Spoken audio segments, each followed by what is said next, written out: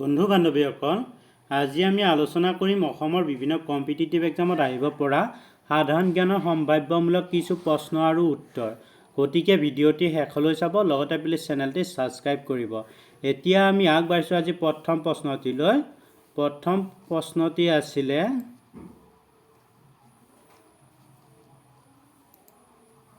কৌটিল্যৰ অৰ্থশাস্ত্ৰত ৰেচম উৎপাদনৰ বাবে নলবাৰী জিলাৰ কোনখন গাঁৱৰ নাম উল্লেখ আছে? ইয়াতে অপশ্যন 4টা দিয়া হৈছিলে। অপশ্যন কত আছে দিহাজাৰী, অপশ্যন খত আছে বৰকুৰা, অপশ্যন গত আছে নামডুংগা, অপশ্যন গত আছে সোণকুৰিহা। ইয়াৰে শুদ্ধ উত্তৰটি হৈছে অপশ্যন গ শুদ্ধ উত্তৰ সোণকুৰিহা। কৌটিল্যৰ অৰ্থশাস্ত্ৰত ৰেচম উৎপাদনৰ বাবে নলবাৰী জিলাৰ সোণকুৰিহা নামৰ গাঁওখনৰ নাম উল্লেখ আছে। এতিয়া আমি আগবাঢ়িছোঁ আজি আন এটি প্ৰশ্নলৈ। ৰূপসী বিমানবন্দৰ কোনখন জিলাত অৱস্থিত?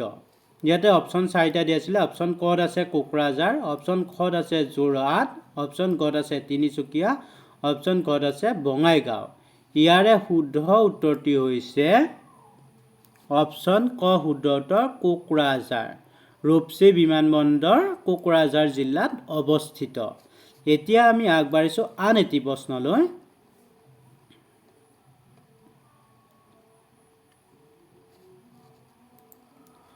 গুৱাহাটী চাহ নিলাম কেন্দ্ৰ কেতিয়া প্ৰতিষ্ঠা হৈছিল? ইয়াতে বানন্তি ভুল হৈ আছে, প্ৰতিষ্ঠা বানন্তি হ'লেও মই ভালদৰে শুদ্ধকৈ আপোনালোকক শুনাই দিছোঁ। গুৱাহাটী চাহ নিলাম কেন্দ্ৰ কেতিয়া প্ৰতিষ্ঠা হৈছিল? ইয়াতে অপশ্যন 4টা দিয়া হৈছিলে। অপশ্যন কত আছে 1968 চনত, অপশ্যন খ আছে 1969 চনত, অপশ্যন গ আছে 1970 চনত, অপশ্যন ঘ আছে 1971 চনত। ইয়াৰে শুদ্ধ উত্তৰ হৈছে অপশ্যন গ শুদ্ধ উত্তৰ 1970 চনত গুৱাহাটী চাহ নিলাম কেন্দ্ৰ প্ৰতিষ্ঠা হৈছিল। অৰ্থাৎ 1970 চনত গুৱাহাটী চাহ নিলাম কেন্দ্ৰ প্ৰতিষ্ঠা হৈছিল। এতিয়া আমি আগবাঢ়িছোঁ আন এটি প্ৰশ্নলৈ।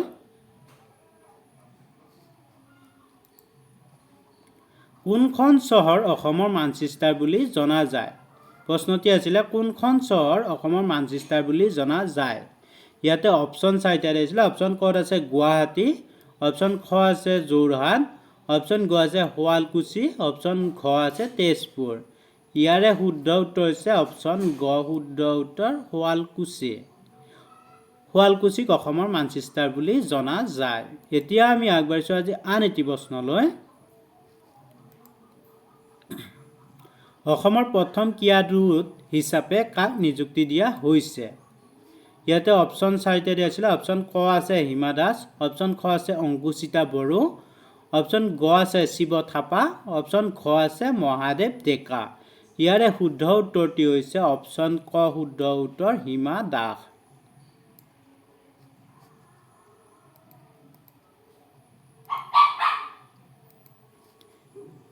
অসমৰ প্ৰথম ক্ৰীড়াদূত হিচাপে কাক নিযুক্তি দিয়া হৈছিল? অপশ্যন ক শুদ্ধ উত্তৰ হিমা দাসক অসমৰ প্ৰথম ক্ৰীড়াদূত হিচাপে নিযুক্তি দিয়া হৈছিল। এতিয়া আমি আগবাঢ়িছোঁ আজি আন এটি প্ৰশ্নলৈ।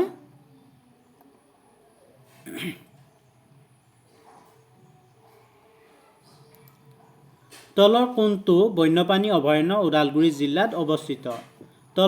তলৰ কোনটো বন্যপ্ৰাণী অভয়াৰণ্য ওদালগুৰি জিলাত অৱস্থিত? ইয়াতে অপশ্যন 4টা দিছিলে। অপশ্যন কত আছে চক্ৰশিলা, অপশ্যন খ আছে বৰনদী, অপশ্যন গ আছে আমচাং, অপশ্যন ঘ আছে বুঢ়া চাপৰি।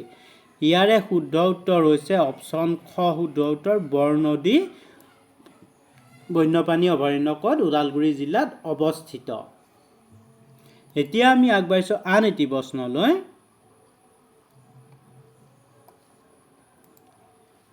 গিবন বন্যপ্ৰাণী অভয়াৰণ্য ক'ত অৱস্থিত? ইয়াতে অপশ্যন 4টা দিয়া আছিলে। অপশ্যন ক আছে যোৰহাট, অপশ্যন খ আছে চিৰাং, অপশ্যন গ আছে ডিব্ৰুগড়, অপশ্যন ঘ আছে কোকৰাঝাৰ। ইয়াৰে শুদ্ধ উত্তৰ হৈছে অপশ্যন ক শুদ্ধ উত্তৰ গিবন বন্যপ্ৰাণী অভয়াৰণ্য অপশ্যন ক শুদ্ধ উত্তৰ হয় যোৰহাটত অৱস্থিত। গিবন বন্যপ্ৰাণী অভয়াৰণ্য ক'ত অৱস্থিত? যোৰহাটত গিবন বন্যপ্ৰাণী অভয়াৰণ্য অৱস্থিত। এতিয়া আমি আগবাঢ়িছোঁ আন এটি প্ৰশ্নলৈ।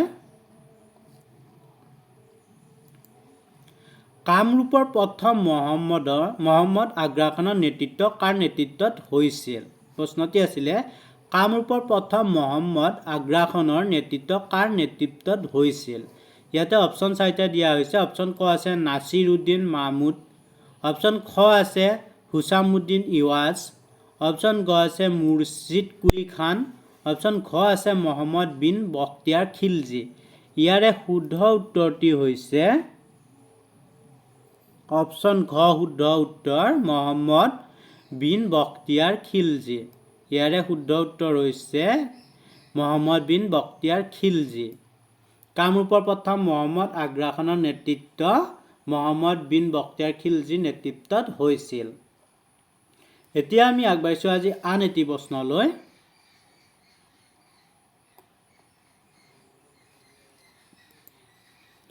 কোনখন চহৰ এসময়ত মটক ৰাজ্যৰ ৰাজধানী আছিল?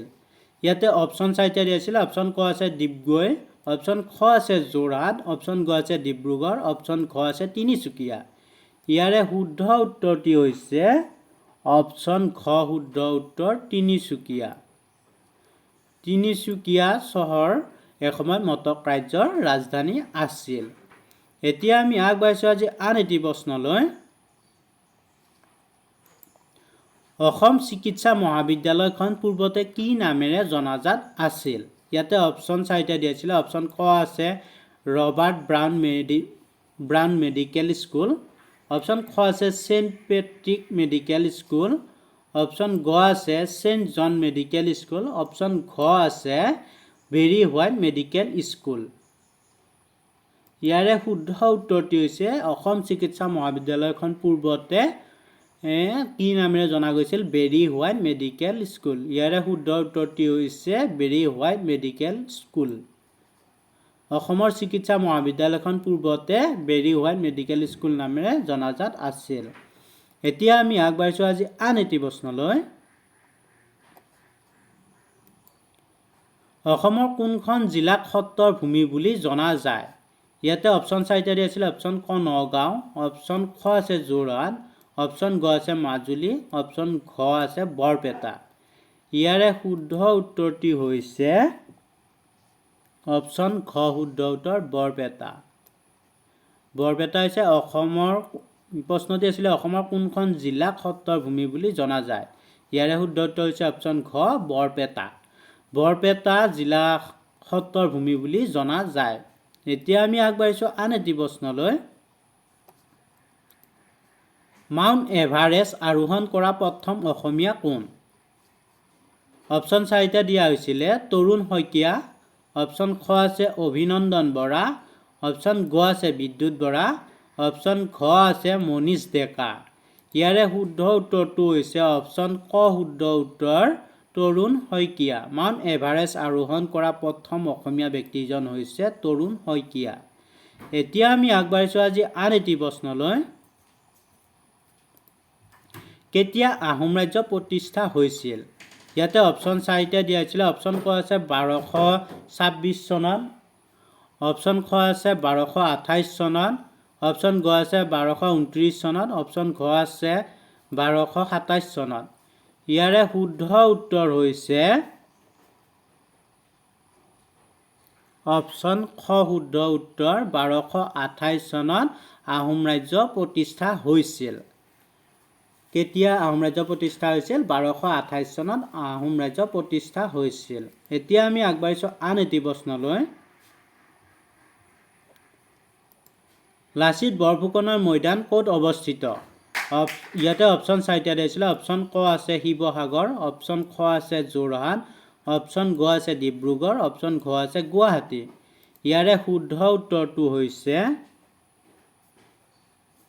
অপশ্যন খ শুদ্ধ উত্তৰ যোৰহাট। লাচিত বৰফুকনৰ মৈদাম যোৰহাটত অৱস্থিত। এতিয়া আমি আগবাঢ়িছোঁ আন এটি প্ৰশ্নলৈ। কোন আহোম ৰজাই 1794 চনত শিৱসাগৰৰ পৰা যোৰহাটলৈ ৰাজধানী স্থানান্তৰ কৰিছিল? ইয়াতে অপশ্যন 4টা দিয়া হৈছিলে। অপশ্যন কত আছে চন্দ্ৰকান্ত সিংহ, অপশ্যন খত আছে কমলেশ্বৰ সিংহ, অপশ্যন গত আছে লক্ষ্মী সিংহ, অপশ্যন ঘত আছে গৌৰীনাথ সিংহ। ইয়াৰে শুদ্ধ উত্তৰটি হৈছে অপশ্যন খ শুদ্ধ উত্তৰ গৌৰীনাথ সিংহ।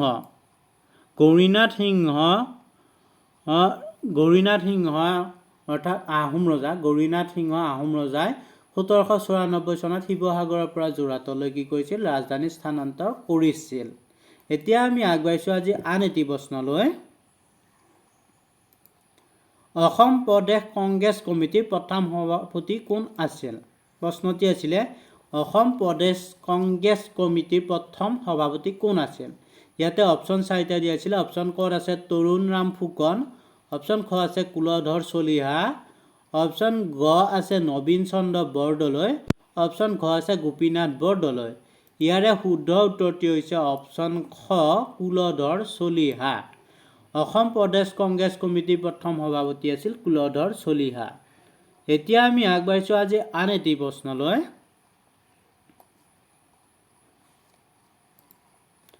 কোন বংশৰ মুদ্ৰাক নাৰায়ণী বুলি জনা গৈছিল?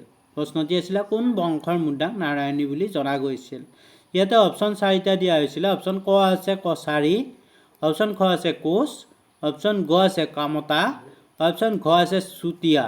ইয়াৰে শুদ্ধ উত্তৰটি হৈছে অপশ্যন খ শুদ্ধ উত্তৰ কোচ। কোচ বংশৰ মুদ্ৰাক নাৰায়ণী বুলি জনা গৈছিল। এতিয়া আমি আগবাঢ়িছোঁ আন এটি প্ৰশ্নলৈ। কোনজন শিখ গুৰুৱে ধুবুৰী চহৰ বিখ্যাত গুৰুদ্বাৰ নিৰ্মাণ কৰিছিল? প্ৰশ্নটি আছিলে কোনজন শিখ গুৰুৱে ধুবুৰী চহৰত বিখ্যাত গুৰুদ্বাৰ নিৰ্মাণ কৰিছিল? অপশ্যন ক আছে গুৰু গোবিন্দ সিং, অপশ্যন খ আছে গুৰু টেগ বাহাদুৰ, অপশ্যন গ আছে গুৰু হৰগোবিন্দ, অপশ্যন ঘ আছে গুৰু হৰিকৃষ্ণ। ইয়াৰে শুদ্ধ উত্তৰ হৈছে অপশ্যন খ শুদ্ধ উত্তৰ গুৰু টেগ বাহাদুৰ। কোনজন শিখ গুৰুৱে ধুবুৰী চহৰত বিখ্যাত গুৰুদ্বাৰ নিৰ্মাণ কৰিছিল? গুৰু টেগ বাহাদুৰ শিখ গুৰুৱে ধুবুৰী চহৰত বিখ্যাত গুৰুদ্বাৰ নিৰ্মাণ কৰিছিল। গুৰু টেগ বাহাদুৰে ধুবুৰী চহৰত বিখ্যাত গুৰুদ্বাৰ নিৰ্মাণ কৰিছিল। এতিয়া আমি আগবাঢ়িছোঁ আজিৰ অন্তিমটি প্ৰশ্নলৈ। অন্তিমটি প্ৰশ্নত কিনো আছিলে আমি চাওঁ আহক। অন্তিমটি প্ৰশ্নত আছিলে আলি আই লৃগাং উৎসৱৰ নামত আই শব্দটোৰ অৰ্থ কি? ইয়াতে অপশ্যন 4টা দিছিলে। অপশ্যন ক আছে বীজ, অপশ্যন খ আছে ফল, অপশ্যন গ আছে গছ, অপশ্যন ঘ আছে পানী। ইয়াৰে শুদ্ধ উত্তৰটি হৈছে অপশ্যন খ শুদ্ধ উত্তৰ ফল। আলি আই লৃগাং উৎসৱৰ নামৰ আই শব্দটোৰ অৰ্থ হৈছে ফল। বন্ধু বান্ধৱীসকল, আজি ভিডিঅ'টিৰ পৰা যদি উপকৃত হৈছে তেনেহ'লে প্লিজ চেনেলটি লাইক আৰু শ্বেয়াৰ কৰিব, লগতে বন্ধু বান্ধৱীলৈ শ্বেয়াৰ কৰিব। ধন্যবাদ। জয় আই অসম। Thank U.